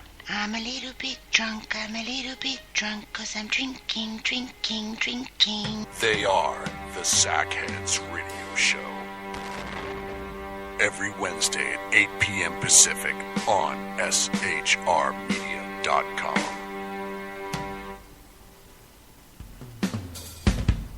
This is Tammy Jackson, inviting you to join me on the Tammy Jackson Show every Tuesday night at 7 p.m. Pacific on the 405radio.com. Put down that remote and tune into the show that covers politics, guns and the Second Amendment, religious liberties, sanctity of life, the military, and more.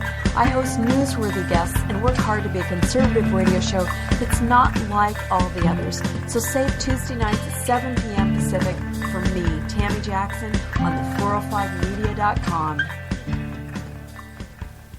Who listens to the Andrea Kaye Show? Let's find out as we eavesdrop on listener Roger Johnson in Encinitas. If our policy is going to be bring any child who comes across the border and says coordination, we have to take them in. Okay, so apparently Roger fell asleep in the middle of my brilliant political tirade, and now he plans to sue me because I put him on the air, sleeping. Obviously, he's a liberal. Snoring, not an option while listening to The Andrea Kaye Show, Tuesday mornings at 11 on Financial News and Talk. You know I'm right. Y'all know I'm right. Hello, I'm Matt, a student at Hillsdale College. Here is Hillsdale President Larry Arnn on the continuing relevance of the Constitution. Many argue today that the Constitution is outdated because it addresses problems peculiar to the 18th century. Some parts of the Constitution do read rather quaintly. Consider the injunction against titles of nobility in Article 1, Section 9 of the Constitution. But is that so outdated? The purpose of the injunction is to prevent the government granting special privileges to some for partisan reasons. This strikes at the heart of the rule of law. The crony capitalism so common today is a place where the government bestows favors and tax dollars on some businesses to give them a leg up over others. This is exactly the kind of thing the Constitution was meant to prohibit. The Constitution is not so outdated after all. This Constitution Minute was brought to you by Hillsdale College. To join the national conversation on the Constitution, go to constitutionminute.com. And we're back here on the Sackheads Radio Show, live on the SHR Media Network. With me as always, not as always, but more and more lately it seems, El Duce, bowl number 2. Dan Butcher, the editor-in-chief of Pundit Press, second best newsman in the business, filling in for the absent Sackhead Clint, who is apparently, and I'm just going to throw this out there, maybe the hookers are throwing rocks back at him. I don't know. I can't confirm or deny, but I'm just saying it's looking like it's going that way. They were remembering. They were like, "Hey, that was the giant nose that threw rocks at us last time." We remember him. They never forget. And all he was doing was bitching about politics the whole time. He's a weird guy. Weird guy, Ace. Weird guy. So. Well, you know, Sean, I got a couple of stories I want to get your thoughts on, and one of them is going to be the governor's race that just happened in Kentucky and how significant that race is. But this one has just been eating at me for the last 2 days, and I've actually given a few radio interviews on this story. And I alluded to it in one of my rants earlier, and that had to do with the Department of Education telling a high school that boys and girls must use the same showers. But there's a very interesting twist in this story that a lot of people are overlooking, that the Obama administration's Department of Education is using in this case. Now, an Illinois high school has been ordered by the Department of Education to allow a male transgender student to use the girls' locker room and showers. If the Township High School District 211 in Palatine, Illinois, refuses to accommodate the male transgender student, the Department of Education has threatened to cut off federal funding to the district. Now, here is the twist in this, okay? The Department of Education Civil Rights Division is claiming that the district violated Title IX with the Title IX ruling from 1972 with, quote, a preponderance of evidence by not allowing the male transgender student to use showers in the female locker room. Quote, unfortunately, Township High School District 211 is not following the law because the district continues to deny a quote-unquote female student, who's actually a male transgender student, the right to use the girls' locker room. And this was from Catherine Lehman, the Assistant Secretary for Civil Rights in the Department of Education, who was appointed by Barack Obama, by the way. Now, here's the key to this. We now have President Obama's Department of Education applying a 1972 federal law that prohibits discrimination on the basis of sex. Most of this had to do with sports in high school and on the collegiate level. Yeah, that was not the spirit of this law when it was passed. That was not the spirit of this law. So now what the Obama administration is doing, they are applying this to transgender cases. And I'm going to sum this up real quick.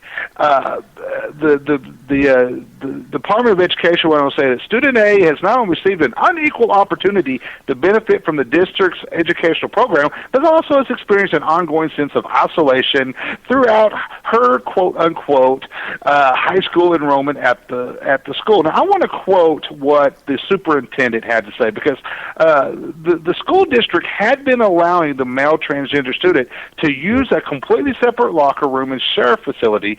This was so that the girls using the primary girls' locker room and shower would not feel uncomfortable or unsafe with a male student running around with his parts everywhere in their presence.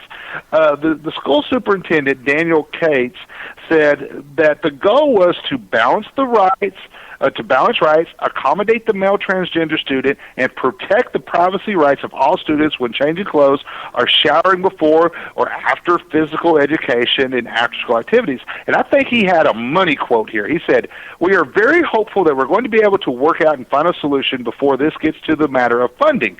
If we were to implement OCR's unilateral mandate of unconditional access, we believe it sacrifices both student privacy and overrides the will of our local Board of Education." Now, here's the money quote. "The students in our schools are teenagers, not adults.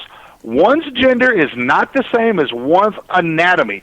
Boys and girls are in separate locker rooms where there are open changing areas and open shower facilities for a reason." Sean, Your turn, buddy.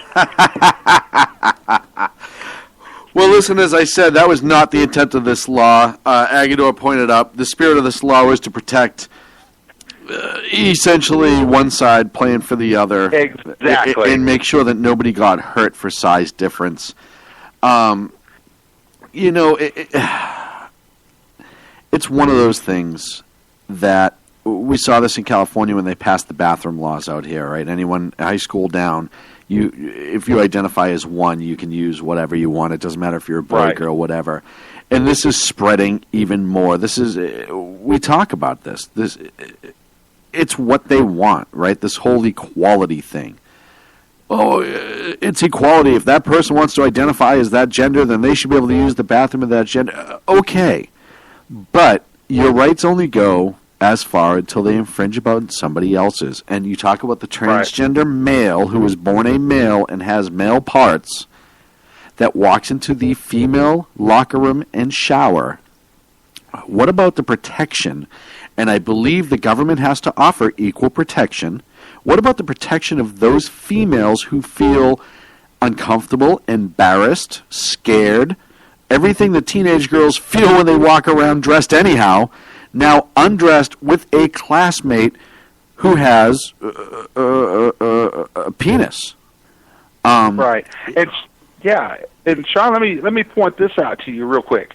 Here in Texas, yesterday during the elections, Houston's anti-discrimination law was voted down by the citizens of Houston, and the reason being in that is because part of that ordinance that was enacted by the city council and was really pressed by the openly gay mayor of Houston was that all businesses, all schools would have to provide restrooms, gender neutral restrooms, and the big concern there was about the safety of people. Yes. Now, coming back to this particular thing with schools, you've basically had the Obama administration is now telling schools. This actually goes further from this school in Illinois. This has ramifications all across the country.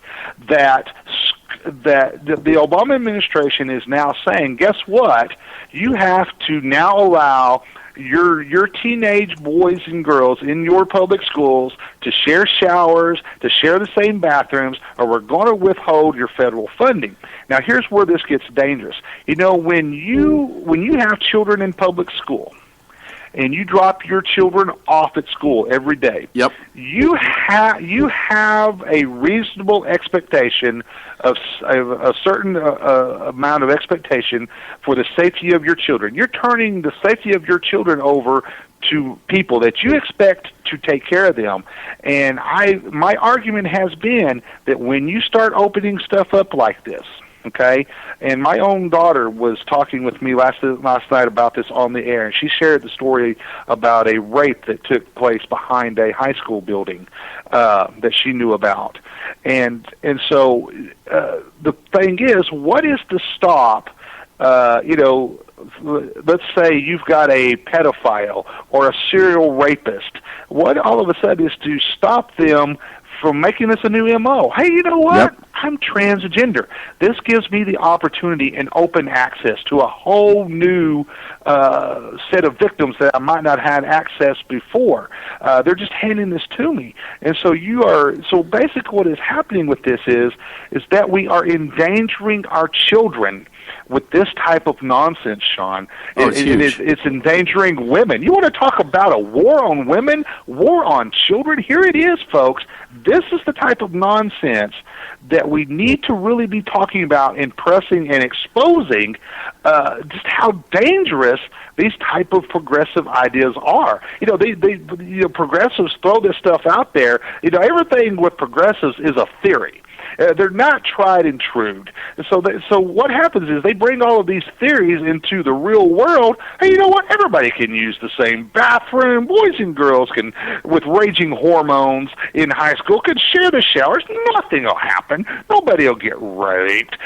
Nothing will happen. This is a bunch of nonsense. But when you put this stuff into the real world, whether it's economics, this type of stuff, dealing with racism, what have you, it all fails. And in this case, it's very, very, I can't stress this enough, very dangerous. Well, and, Ag in the chat room, who's just always brilliant, but he says, I'm waiting for a state somewhere to say, okay, fine, keep your state, your federal education money.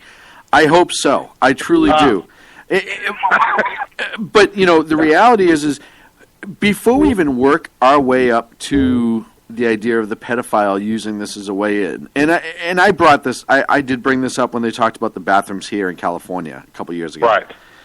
Just think about the typical normal 14, 15, 16-year-old boys who turn around and say, hey, you know what? This is my chance to go into the girls' shower. Yeah, I identify, and as innocent, as innocent as I could possibly be, but it's raging hormones, but as non-predatory, I guess is the better way of putting it, as that would be, the reality is it's only a matter of time before that next step is taken, right? Before the kid gets in there and does or says something stupid, et cetera, et cetera, et cetera. And, when they brought up the bathrooms and these showers and all this other stuff, I say it all the time. I don't care if you're a guy and want to dress as a woman. I don't care if you're a woman and want to dress as a guy. If you want to go full Bruce Jenner and you have the money to do it, I don't really care per se. It's so far down on my list of things that I worry about. But when I say that your rights only go as far, this is what I'm talking about. And you already had, this is when they should look at the retail industry. Retail industry 10 years ago started putting in family bathrooms into stores, which I use all the time, right? You go in there with your kid, et cetera, et cetera. You can't use the bathroom having your kid running amok or not being able to keep an eye on them. You have this family bathroom where it's, one use at a time, if you will. And I said, why in California, if we're going to spend all this money to pass this law, why can we not just put in a neutral bathroom? Hey, you know what? Whatever you identify as, even if you don't identify as anything, it's a neutral bathroom. Single-stalled, lock on the door, right? No risk. Same thing with these showers. If we have to go full campground on this and have showers with timers and locks and all this other stuff that you walk into and you change right outside the shower and nobody has access to you, okay. I think there are better things that we need to spend our money on, but at least you're protecting everybody equally at that point. And everybody is being treated the same, right? Everyone has access to use the private showers or the boys' room or the girls' room or whatever. But to turn around and say that now these young kids have to accept and or identify, and this is the other thing too, when I talk about gay, lesbian, transgender, one of the things that I ask of them is the same thing I ask of heterosexual couples. Don't force me to have a conversation with my child that I'm not ready to have. And when you have stuff like this, you are now impeding on my personal life to have a conversation with my child when my child says, hey, Daddy, how come that little girl is peeing in the bathroom with me? Or vice versa. That's up to families to have that conversation when they feel their children are ready. And you are now having the federal government, again, come into your home via their action and forcing conversations. And I don't think, again, that this is anything to do with the federal damn government, and all they're doing is trying to stick their nose in, and you nailed it too. There you go. You nailed it right on the head. War on women. Where are the feminists with this right now, saying, wait a second. It's bad enough you objectify women on, in Victoria's Secret or whatever, but now you're going to allow boys to come in and shower with them and objectify and force them to have to do it? I'll tell you where the feminists are on this. We're naming Caitlyn Jenner Woman of the Year. That's where the feminists are on this. It's ridiculous. Yeah, well... yeah. Well, and it's so funny. I know that's a whole other subject, but it is really the truth. No, it is the truth. That's the thing is, the feminist movement, it's almost like they don't know who to support in this. So all of a sudden they're Switzerland, right? As long as you don't impede on our land, we don't want any part of it. If you bomb us, we'll hold your pilots, but that's about it. Seriously, it's absolutely frightening. And listen, I'm not a big fan of the feminist movement because I think it pushes women into... it essentially tells women no matter what your status is in life and whether or not you're happy, you're wasting your life, whether they are or not. And it's just another way for a group of people to make money off the blight or even faux outrage of others. Exactly. But exactly, going back to the reality, this is, once again, the government imposing their will over state and local authorities. And they're doing it. This is extortion on the top. This isn't... listen, this law, and somebody's going to challenge it, and it'll eventually go to court. You could prove what this law was written for back in 1974, I believe it was. The federal government is using an old, antiquated law that was intended for something different to turn around and extort a local government to achieve an outcome that the feds desire. Yeah. Thinking about that for a second. Yeah.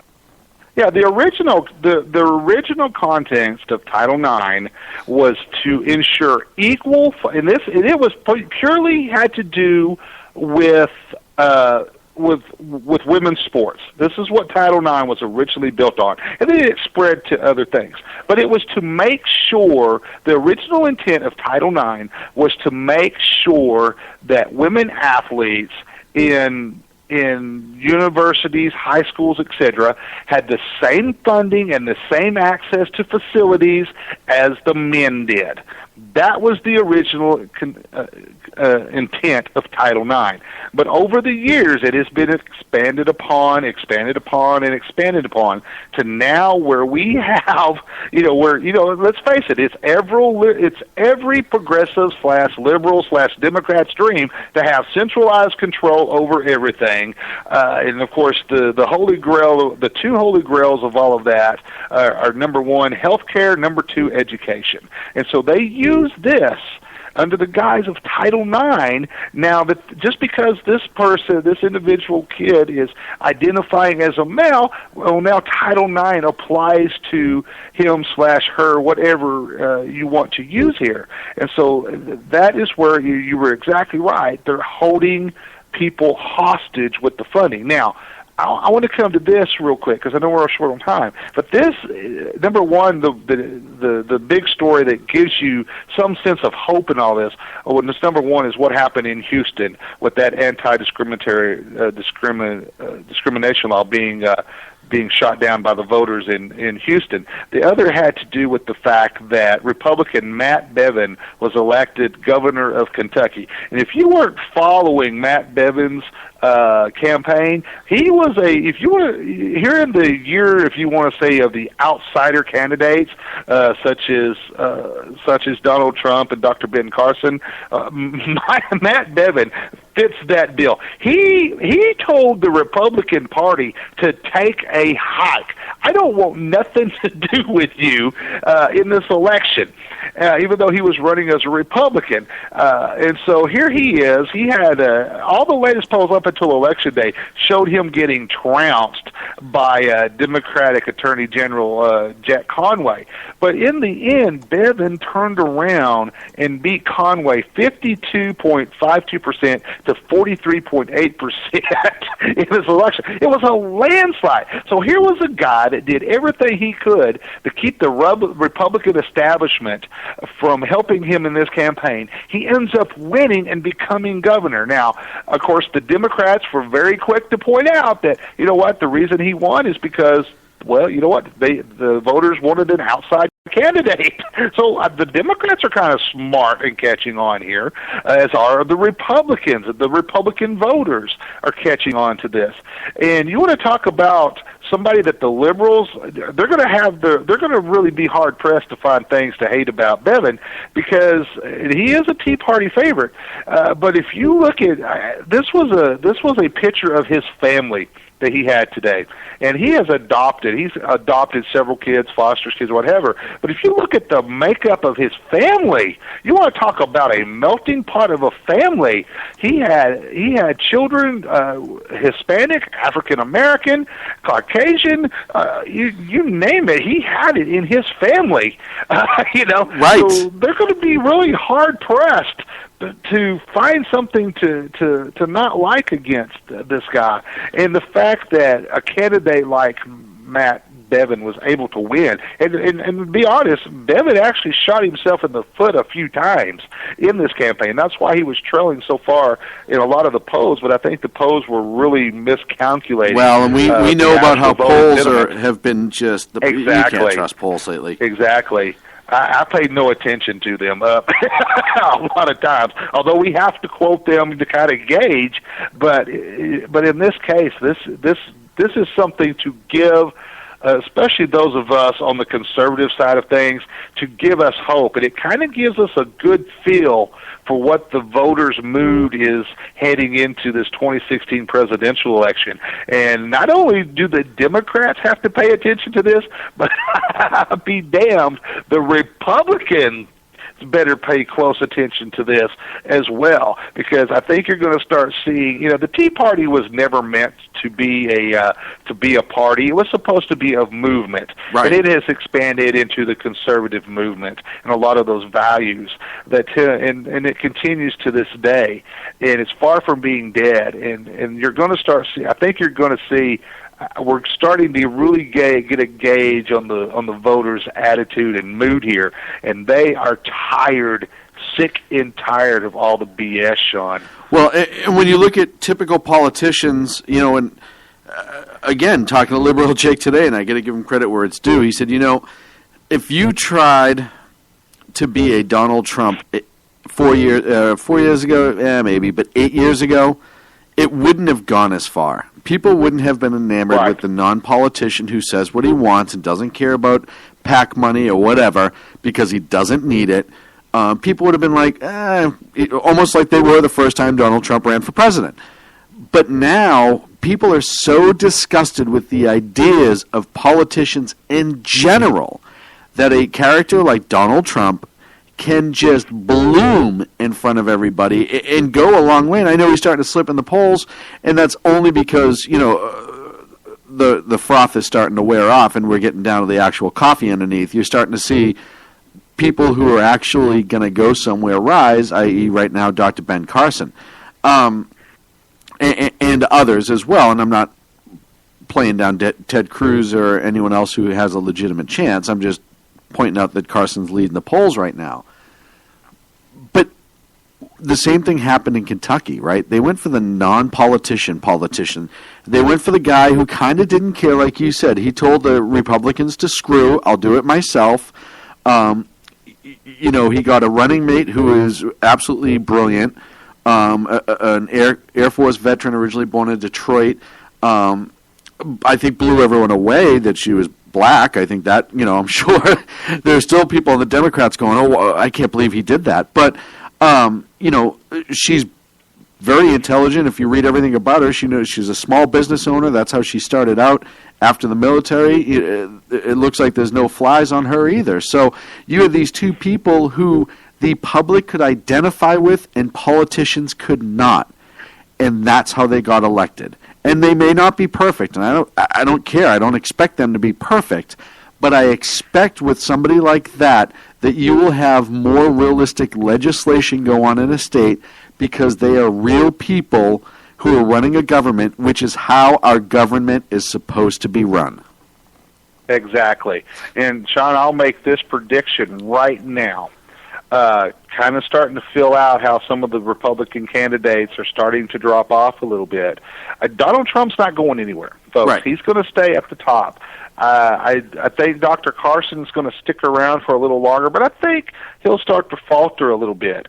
The one name that is really starting to peak, and I actually watched his campaign here in the state of Texas, running a campaign very similar to what we saw in Kentucky in the governor's race there.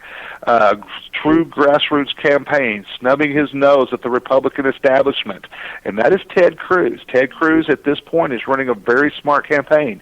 He's starting to peak. He's starting to gain that momentum, and in the end, I think when we get to the, it would not surprise me at all if we go into Cleveland next year in July to the national convention that we have to have a brokered convention, that we're actually going to have to choose between two of the candidates, between Ted Cruz and Donald Trump when we get there.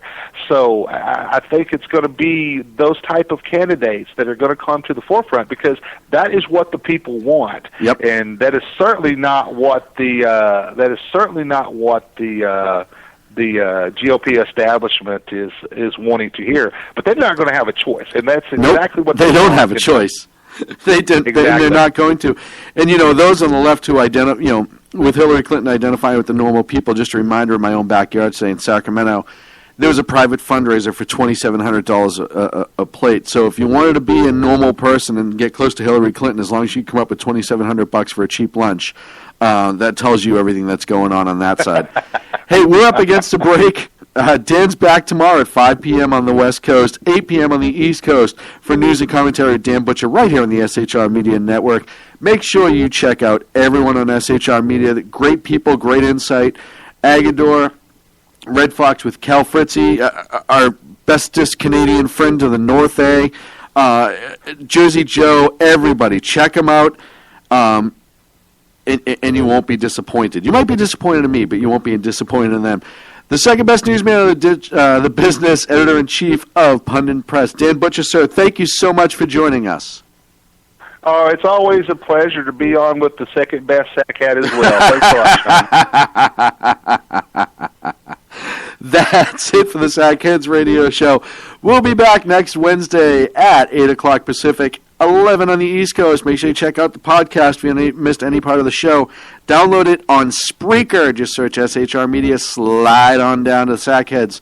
Click play, and you can do that with any one of our great shows. We'll talk to you next week. Conservative media done right. You're listening to the SHR Media in America, Sackheads Radio. And listen, there are no people better on the air to give you the best in conservative talk than Sackhead Sean and Sackhead Clint.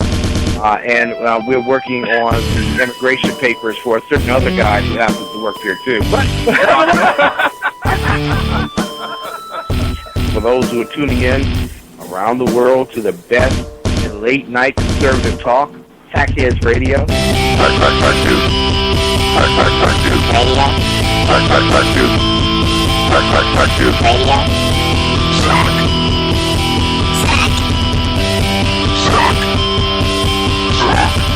The best late night conservative talk show in America. In America.